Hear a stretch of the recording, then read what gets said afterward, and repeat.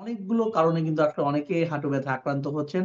আমরা যদি ছোট করে একটু জানতে চাই অস্টিওআর্থ্রাইটিস যেটা সারা পৃথিবী জুড়ে একটি অ্যালার্মিং সাইন বাংলাদেশের ব্যতিক্রম নয়। কারণ আমাদের দেশে আয়ু যেরকম বাড়ছে, লাইফ এক্সপেক্টেন্সি বাড়ছে ৭৩ বছর বলা হয়ে থাকে, কোথাও, কোথাও ৭৪ বছর বলা হয়ে থাকে। তো অনেকেই কিন্তু অস্টিওআর্থ্রাইটিস এর ঝুঁকির মধ্যে আছেন এবং তার মধ্যে নি জয়েন্ট যেহেতু আমাদের সবচেয়ে বেশি ওয়েট ক্যারি করে থাকে, নি জয়েন্টে সবসময় ভালনারেবল একটি পজিশনে থাকে। যে অস্টিওআর্থ্রাইটিস জনিত সমস্যায় হাঁটু ব্যথায় এই ব্যাপারে আপনার সাজেশন কি হবে? হ্যাঁ, ধন্যবাদ আপনাকে। আপনি যথার্থই বলেছেন আমাদের শরীরের ওজনের যে 60% ওয়েট আমাদের হাঁটু ক্যারি করে। স্পেশালি যখন আমরা নিচে বসি, নামাজের মতো বসি, টয়লেটে বসি, সিঁড়ি দিয়ে ওঠানামা করি। এই যে এক্টিভিটিস গুলা আমাদের প্রতিনিয়তই করতে হয়। সেক্ষেত্রে শরীরের ওজন কিন্তু একটা ফ্যাক্টর। শরীরের ওজন যদি আমাদের BMI অনুযায়ী বেশি থাকে সেক্ষেত্রে হাঁটুর উপর লোডটা বেশি পড়ে। এবং অস্টিওআর্থ্রাইটিস একটা খুব কমন ডিজিজ, ডিজেনারেটিভ ডিজিজ গুলোর মধ্যে।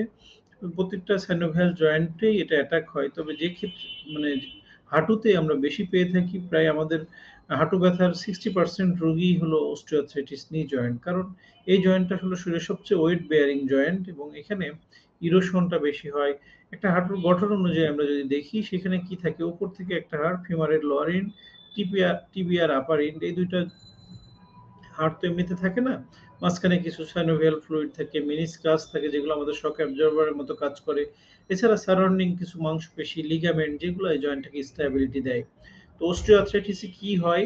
এখানে যে আর্টিকুলার কার্টিলেজ গুলা থাকে সেগুলো একটু ক্ষয় হতে থাকে বা ইরোশন হয়। এছাড়া সাইনোভিয়াল ফ্লুইড গুলো কমে যেতে থাকে। জয়েন্ট স্পেস রিডিউস হয়ে যায় যার ফলে বেন্ড করতে অসুবিধা। নিচে বসা, নামাজের মতো বসা, টয়লেটে বসা, সিঁড়ি দিয়ে ওঠানামা করা প্রত্যেকটা ক্ষেত্রেই বেন্ড করতে গেলে তখন হাড়ে, হাড়ে ঘর্ষণ হয়। ক্রিপিটেশন বলি আমরা মেডিকেল ভাষায়। এই শব্দ হয়, সাউন্ড হয়। এছাড়া একটা সময় যে এই আর্টিকুলার কার্টিলেজ গুলো যখন ক্ষয় বেশি হয় তখন ইনফ্লামেশন হয়, প্রদাহ হয়, ব্যথা শুরু হয়। তো এরকমভাবে অস্টিওআর্থ্রাইটিস নি জয়েন্ট প্রেজেন্টেশন নিয়ে রোগীরা আমাদের কাছে আসে। এখন এই অবস্থায় যদি আমরা আর্লি স্টেজে যদি এটাকে ডিটেক্ট করতে পারি, সেক্ষেত্রে আমরা এক ধরনের ট্রিটমেন্ট যদি এটা প্রপারলি ম্যানেজ না হয় আর্লি স্টেজে গ্রাজুয়ালি আস্তে, আস্তে সেকেন্ডারির দিকে চলে যায় বা ক্রনিক স্টেজের দিকে চলে যায়, তখন যে এটার ম্যানেজমেন্টটা একটু চেঞ্জ হয়ে যায়।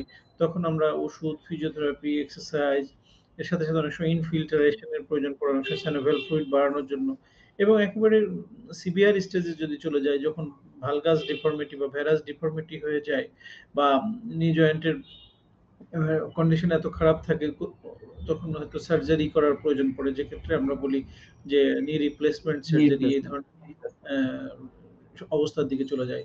তো ওভারঅল হাঁটু ব্যথায় অস্টিওআর্থ্রাইটিস এটা খুব কমন একটা বিষয়।